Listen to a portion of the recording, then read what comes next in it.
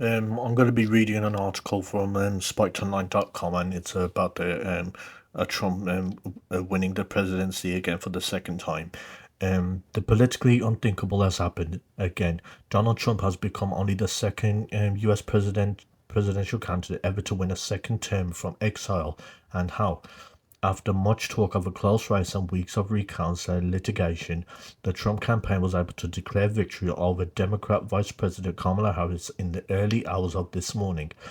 After a strong showing in Pennsylvania put it within touching distance of an electoral college majority, Republicans have also retaken the Senate and seem on track to prevail in the House.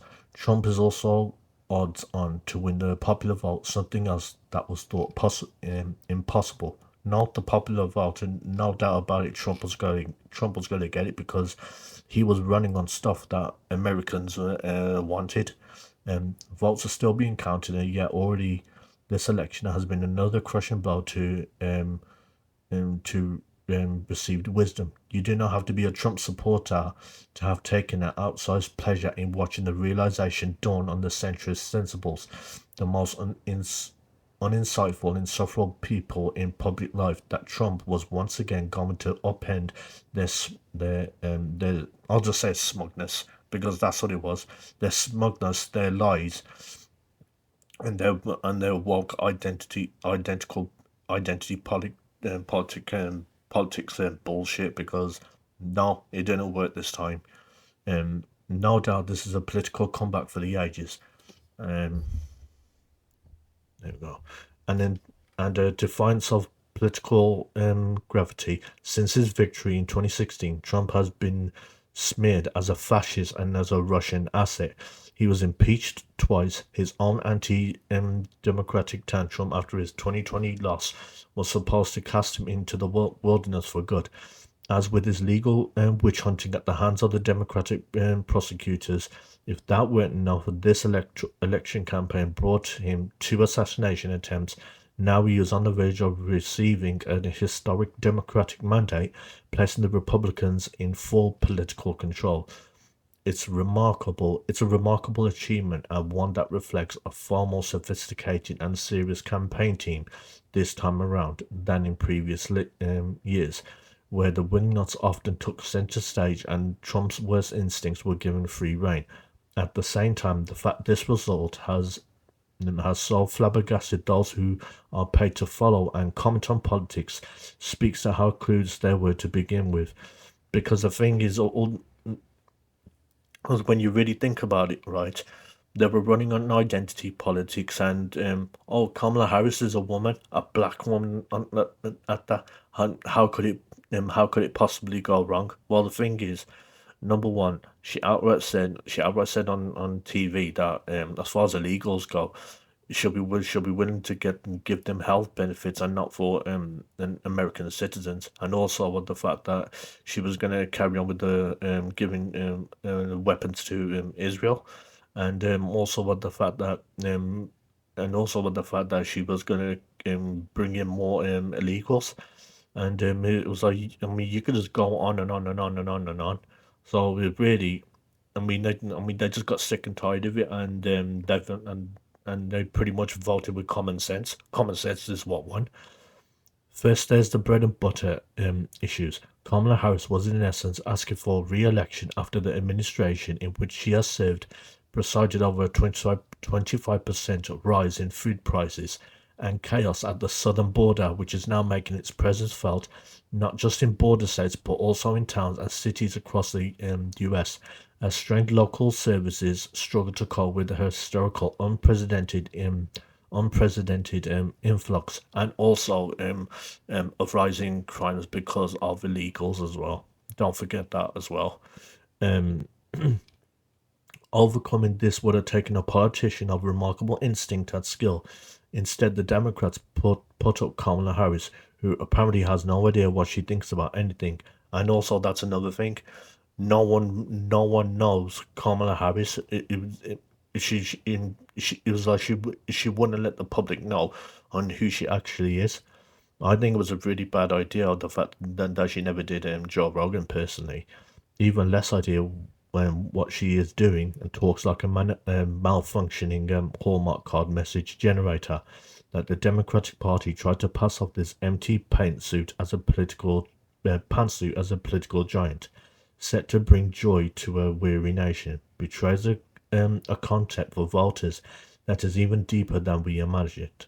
When all else failed, the Democrats fall back on their favorite surefire strategy, peddling hysterical fever dreams about Trump being the second coming of Adolf Hitler. No, no, no. The second coming of Adolf Hitler was Joe Biden and Kamala Harris and Benjamin Netanyahu. They are the second coming of Adolf Hitler, and blasting the electoral as scum for even thinking about voting for him. Yeah, Biden called him, I think, Trump voters garbage, and Trump's response was just brilliant. Hillary Clinton's infamous 2016 basket of deplorables, jibes, and also lying as well looks almost tame in comparison to outgoing President Joe Biden's recent slur against Trump's garbage supporters. Apparently, this isn't a great way to win over would-be voters. Go figure. Since 2016, America has endured a top-down attempt to delegitimize half the century, particularly the working class, for daring to disobey their betters in the process. That's what I'm saying. They were pretty much like, you better vote for me. You better vote for me. Like pointing the finger at you like that, and demanding that you vote for them. In the process, the Democrats have gone from being an inept, snobbish party of the ruling class to a vengeful and unhinged one, latching onto an absurd and conspiracy theories a la Russiagate and reactionary identity politics as BLM, defund the police, gender ideology. Defund the police. They were not going to defund the police. If anything, they get the police even more resources to try to explain away their failings to burnish their crumbling moral authority. And then they enlisted big tech in a crusade against dissent under the guise of fighting misinformation. In the process, they have only shown how right voters were to reject them in 2016. You do not need to buy into the Trumpist fear-mongering talk of this election being America's last stand against Dem-led dictatorship to see why this emphatic victory matters. It shows that populism is going nowhere, that 2016 wasn't a blip that can be quietly moved on from, that working class voters are not going back to pinch a slogan from the Harris campaign to being ignored and having their concerns about immigration and the woke cultural revolution dismissed as a death rattle old white dinosaurs. Trump gains among ethnic minorities have certainly put pay to that character. After all the smears and gaslighting and censorship and demonization, the deplorables have refused to go back into in their basket. They have turned what was dismissed of as a one-off emotional spasm into a sustained challenge to the complacency, neglect, and cant of a rotten political establishment. The unthinkable has become the thinkable, and things will never be the same again. And the thing is, I'm really glad that I'm so glad that Trump won, because the thing is, I honestly think it would have been 10 times worse if Kamala Harris won. I honestly think it would have been a lot worse, even in the UK as well. So all around, fantastic. And I loved his response of what when he was asked about Prince Harry, and he said that no, he wouldn't help him, because especially after the way he treated his family, and especially the way how he treated his grandma as well. So yeah. Anyway, thanks for watching, and I'll see you soon.